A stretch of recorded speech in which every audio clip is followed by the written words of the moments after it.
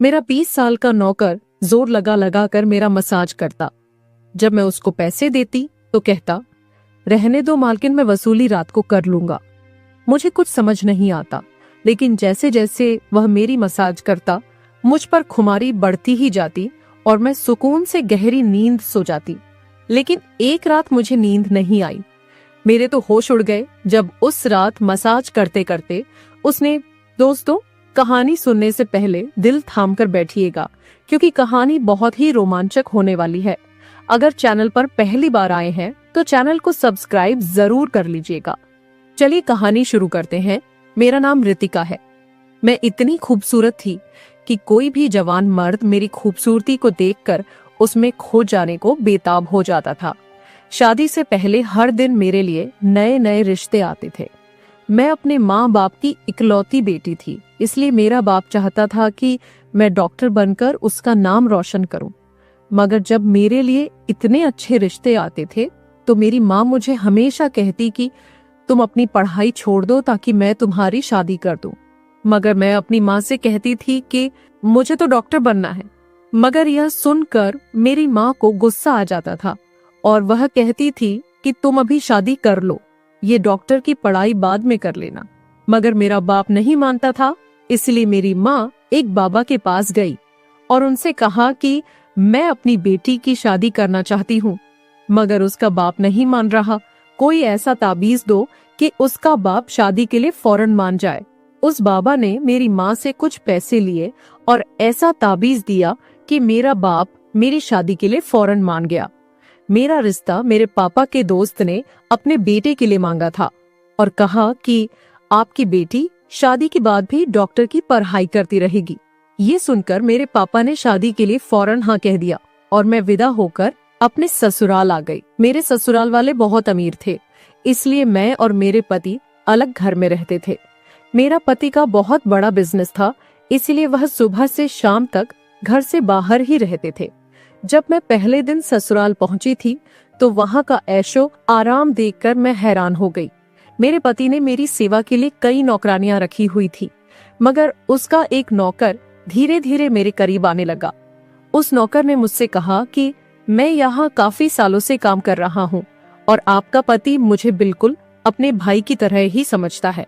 ये सुनकर मैंने भी उसे खास अहमियत देना शुरू कर दी। वह एक दिन मेरे कमरे में आ गया।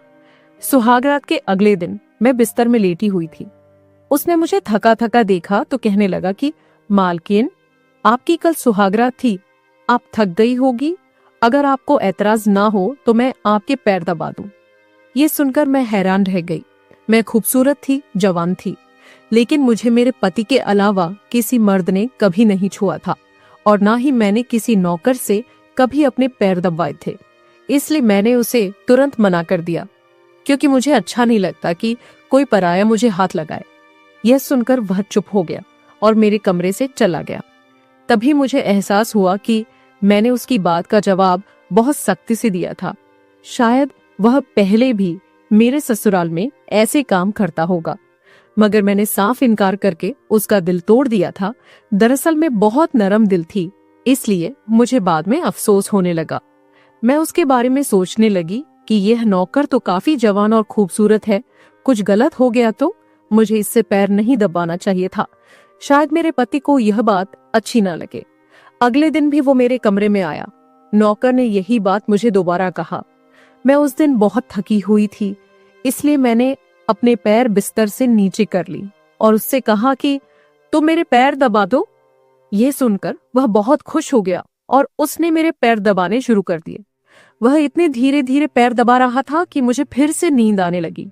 ये देखकर वह नौकर कहने लगा, मालकिन आपको नींद आ रही है, आप बिस्तर पर लेट जाओ, मैं आपके पैर दबाता रहूंगा। मैं जैसे मदहोशी में थी, इसलिए फौरन बिस्तर पर लेट गई। वह नौकर बिस्तर पर आ गया और मेरे पैर दबाने लगा। उसके बाद मुझे होश नहीं रहा और मैं सो गई। मुझे नहीं पता था कि मैं कितने घंटे सोती रही। मेरी आंख खुली तो मैंने देखा कि वह नौकर अभी तक मेरे पैर दबा रहा था। ये देखकर मुझे उस पर तरस आ गया और मैंने अपने पर्स से कुछ नोट निकाले और उस नौकर के हाथ में रख दी। ये देखकर वह कहने लगा, मालकिन, आप मुझे पैसे देकर शर्मिंदा कर रही है, मेरी सैलरी अच्छी है, मुझे इन पैसों की जरूरत नहीं है। ये सुनकर मैंने उससे कहा कि यह पैसे तुम्हारी मेहनत के हैं। यह सुनकर उस नौकर ने मुझसे वह पैसे लिए और मेरे कमरे से निकल गया। मेरा पति रात को देर से आता था, इसलिए मैंने शाम को फिर उस नौकर को अपने कमरे में बुलाया और उसे कहा कि तुम्हारी मालिश से मुझे बहुत अच्छी नींद आती है, इसीलिए जब तक मेरा पति घर नहीं आ जाता तब तक तुम मेरे कमरे में ही रहना। शायद नौकर को पैसे का लालच आ गया था, इसीलिए वह मेरी बात सुनकर खुश हो गया और कहने लगा, मैं तो आपका मामूली सा नौकर हूँ, जैसा आप कहोगे मैं वैसा ही करूंगा। आपके पैर दबाता रहूंगा ताकि आपकी थकान उतर जाए और आपको सुकून मिले। यह सुनकर मैंने उससे कहा कि तुम्हारे हाथों में जादू है, इसलिए तो मेरी सारी थकावट उतर जाती है। एक दिन नौकर ने मुझे बताया कि आपकी सास भी कभी कभी मुझसे मालिश करवा लेती है। यह सुनकर मैं चौंक गई। मुझे मेरी सास तो बिल्कुल ऐसी नहीं लगती थी, मगर वह नौकर झूठ बोलने वाला नहीं लगता था। मुझे इस घर में आए 1 महीना होने वाला था, इसलिए मैंने नौकरों को परख लिया था। वह मुझे हर बात सच ही कहता था। मेरे घर में नौकरानियां भी काम करती थी, मगर वह झूठी और बेईमान थी। वह मुझसे जो बात सुन लेती थी उसे पूरे मोहल्ले में मशहूर कर देती थी, इसीलिए मैं उनसे ज्यादा बात नहीं करती। यह नौकर इस घर का पुराना नौकर था, इसीलिए मैं उस पर भरोसा करने लगी थी। नौकर भी अब मेरे कमरे में ज्यादा ही आने लगा था, मगर अपनी नजरें झुकाकर रखता था। वह मेरे जिस्म को हाथ लगाता, मगर उसकी नीयत खराब न थी। ऐसा हर रात होता था। एक दिन मैंने अपने पति से कहा कि जब से हमारी शादी हुई है हम कहीं घूमने फिरने नहीं गए। यह सुनकर मेरे पति ने कहा कि जब से हमारी शादी हुई है तुम भी तो हर वक्त नींद में रहती हो। मैं रात को घर आता हूँ तो तुम गहरी नींद में होती हो। दिन को मेरे पास वक्त नहीं होता और रात को मेरे घर आने से पहले तुम सो जाती हो। यह सुनकर मेरे दिमाग में यह बात आने लगी कि यह सब नौकर की मालिश की वजह से हो रहा था। मेरे पति की शिकायत सही थी। मुझे रोज रात को अपने पति के लिए जागना चाहिए था। उस दिन मैंने सोचा कि आज रात जब नौकर मुझे मालिश के लिए कहेगा तो मैं इनकार करूंगी ताकि मुझे नींद न आए और मैं अपने पति के आने तक जागती रहूं। शाम हुई तो मैंने नहाकर खुद को खूब तैयार किया और दुल्हन बनकर बिस्तर पर बैठ गई। नौकर मेरे कमरे में आया तो उसने मुझे मालिश के लिए पूछा, मगर मैंने साफ इनकार कर दिया। मेरी बात सुनकर वह कुछ उदास हो गया और वापस चला गया। कुछ देर बाद नौकर मेरे कमरे में दूध का गिलास लेकर आया। मैंने आज खाना नहीं खाया था, इसीलिए मैंने तुरंत दूध पी लिया और अपने पति का इंतजार करने लगी, मगर मुझे फिर भी नींद आ गई और मैं सो गई। सुबह में जागी तो नौकर फौरन मेरे कमरे में आया और कहने लगा, मालकिन आपके लिए नाश्ता लेकर आऊं? यह सुनकर मैंने अपने पति के बिस्तर की तरफ देखा, वह खाली था। यह देखकर नौकर कहने लगा, मालिक को जरूरी काम था, वह नाश्ता करके जल्दी चले गए। यह सुनकर मेरा मूड खराब हो गया। मैं रात भर उसका इंतजार करती रही, मगर वह सुबह होते ही ऑफिस चला गया। मैंने नौकर को चाय लाने के लिए कहा। नौकर कमरे से बाहर निकल गया। तभी मैंने अपने जिस्म की तरफ देखा तो मेरे होश उड़ गए। रात को मैं दुल्हन के कपड़े पहनकर सोई थी, मगर अब मेरे जिस्म पर कोई और कपड़े थे। मेरा सर भारी होने लगा। मुझे यह सोचकर चक्कर आने लगे कि रात को मेरे साथ क्या हुआ था और मेरे कमरे में कौन था और उसने मेरे साथ क्या किया था, मगर मुझे कुछ भी याद नहीं आ रहा। मेरा दिल घबराने लगा और मैंने अपना सर पकड़ लिया। मेरा पूरा शरीर दर्द कर रहा था। नौकर चाय लेकर आया तो मैंने उससे कहा कि मेरा जिस्म दबा दो। ये सुनकर वह बिस्तर पर आ गया और मुझे दबाने लगा।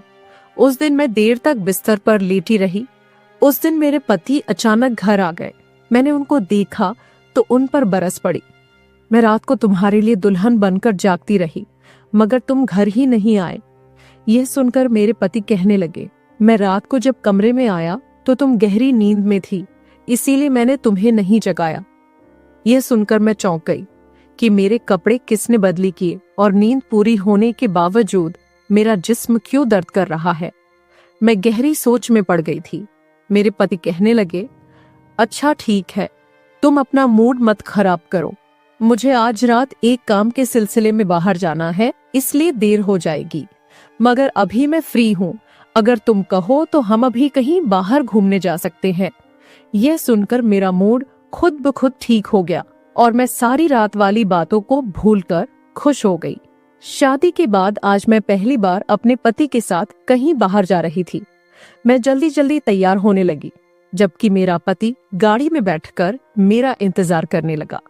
उस वक्त नौकर मेरे कमरे में आया और कहने लगा, मालकिन, आप कहीं जा रही है क्या? ये सुनकर मैंने उससे कहा कि हाँ, मगर तुम क्यों पूछ रहे हो? यह सुनकर नौकर ने कहा, मैं आपका नौकर हूँ, मगर आपको यही सलाह दूंगा कि आप बाहर घूमने न जाएं, क्योंकि आपका जिस्म थक जाएगा। यह सुनकर मुझे गुस्सा आया और मैंने उससे कहा कि तुम मेरे नौकर हो, मेरे पति बनने की कोशिश क्यों कर रहे हो? ये कहकर मैं बाहर चली गई। न जाने मुझे उस पर इतना गुस्सा क्यों आ गया था। मैंने उस नौकर को खूब खरी खरी सुना दी। वह भी अपनी औकात जान गया था। तभी तो मैं जब घर आई तो वह मेरे कमरे में नहीं आया। आज मुझे बहुत थकान महसूस हो रही थी। मेरा सारा जिस्म बुरी तरह दुख रहा था। शायद मेरे जिस्म को मालिश की आदत हो गई थी। तभी तो रात होते ही वह मालिश के लिए तड़पने लगता था। लेकिन मैंने उस नौकर को नाराज कर दिया था, इसलिए आज वह मेरी मालिश करने नहीं आया। मगर मुझे उसकी जरूरत थी, इसलिए मैंने एक नौकरानी को बुलाया और उस नौकर को बुलाने को कहा। थोड़ी देर बाद वह नौकर मेरे कमरे में आ गया, मेरे बिस्तर पर बैठ गया और चुपचाप मेरे पैरों को दबाने लगा। यह देखकर मुझे शर्मिंदगी हुई। मैंने उसे इतना बुरा भला कहा, मगर उसने मेरी बात को बिल्कुल बुरा नहीं माना। मैंने उसे चुप देखा तो कहने लगी, मुझे उस वक्त पता नहीं क्या हो गया था, इसलिए मैंने तुम्हें खरी खरी सुनाई। मैं इतने दिनों के बाद अपने पति के साथ कहीं बाहर जा रही थी, इसलिए मुझे तुम्हारा टोकना अच्छा नहीं लगा, इसलिए मुझे माफ कर दो।